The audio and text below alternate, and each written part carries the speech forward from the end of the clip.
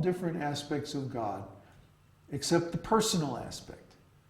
Who is God? God is a position. It's like saying the president. Well, who is the president? Who is the person in that position? That's Krishna. And we have to know God as a person, otherwise none of this makes sense. Why would we offer food, for example, if God isn't a person? Or why would we talk about different kind of love relationships that you can have with God if God is not a person? This is the real problem, is that people are addicted to this impersonal understanding of spiritual life. Why? Because they're rascals. They want to disobey God. They want to do things that are sinful for their own personal enjoyment. They don't want to serve anybody. They themselves want to be served. They don't want to love anybody. They want someone to love them. And so they're trying to manipulate psychologically in such a way that people will love them, people will serve them, like that. That's the game in the material world. Let me manipulate other people so that they'll love me and serve me. Everyone's competing with each other to be successful at this game. And if you don't realize that this game is going on, then you'll be exploited. But the game is, let me manipulate you into serving me and loving me, and then I'll enjoy. That's the material energy. That's ignorance.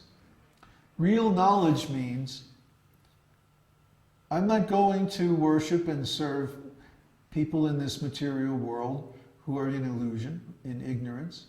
I'm only going to worship God directly. I'm going to serve God directly. That's real religion. That's real knowledge. We don't need some big institution or some big church or some organization to tell us what to do. Well, we have the relationship with God through the scriptures and in our own hearts. Well, what do we need with some big hierarchy to dominate and control and exploit? We don't. We don't. And that's why the whole religion model doesn't work. And people know they're being cheated. They know they're being cheated because they themselves are cheating. They're cheating and everybody else is cheating, so okay, religion is also cheating. People can accept that. But then when you try to introduce the real truth, you have the problem of they're cheating and they're speculating, and so they think you're also cheating and you're also speculating. Oh, it's just, you're just telling me this Krishna stuff so that you can get me into your cult and then you can exploit me. So they doubt everything. It's very stylish now to doubt. Faith is not in this year. But without faith, we can't do anything. So people have faith, but they have faith in their own mind.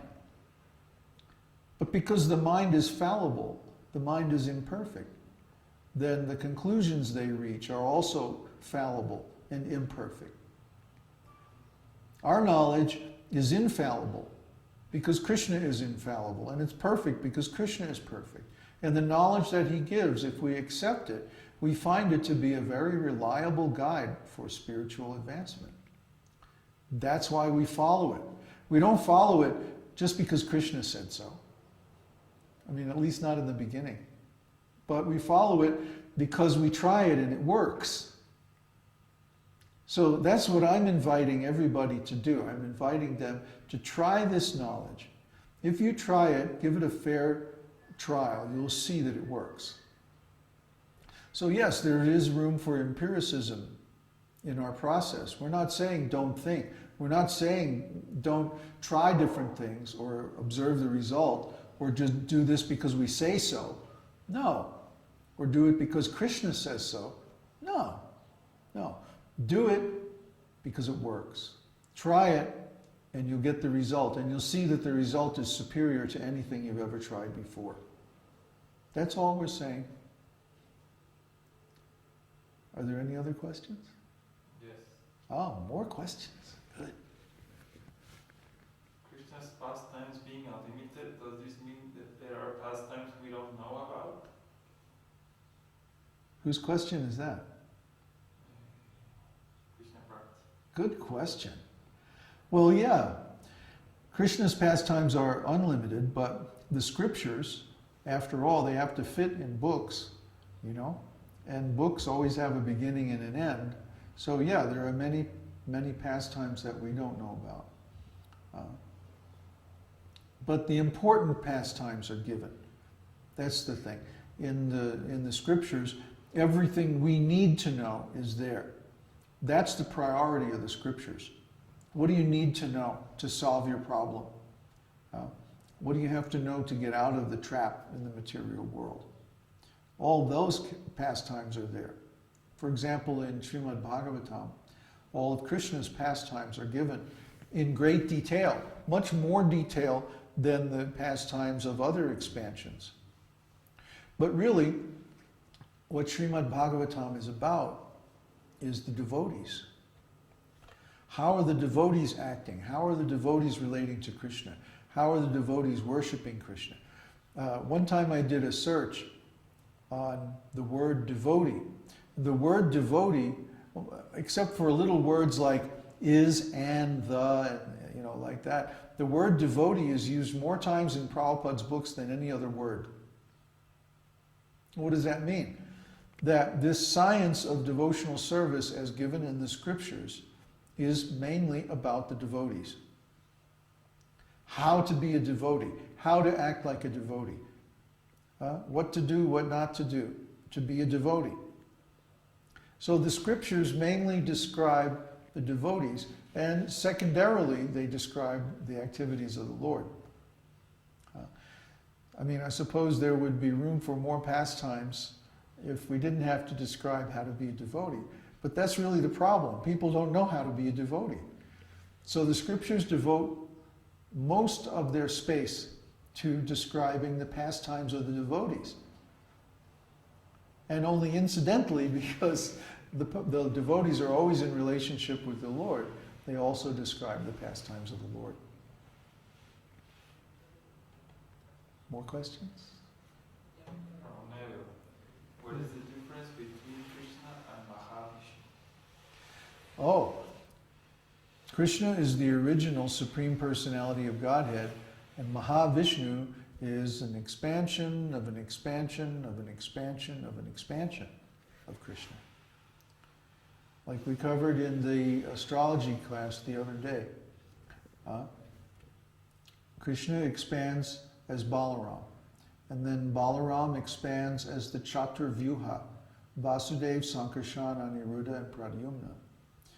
And then Vasudeva expands again as Mahavishnu. And then Mahavishnu expands as the second Chaturvyuha, Vasudeva, Sankarshan, Pradyumna, and Aniruddha. And Sankarshan, of course, becomes the thousand-headed snake. And the other three become the lords of the different modes of material nature in their unmanifest form. And then in the manifest form, they become Brahma, Vishnu, and Shiva. So the Lord expands many different levels. And we should know about these expansions. Just like it says in Gurvashtaka that we chanted earlier today, the spiritual master, where is it?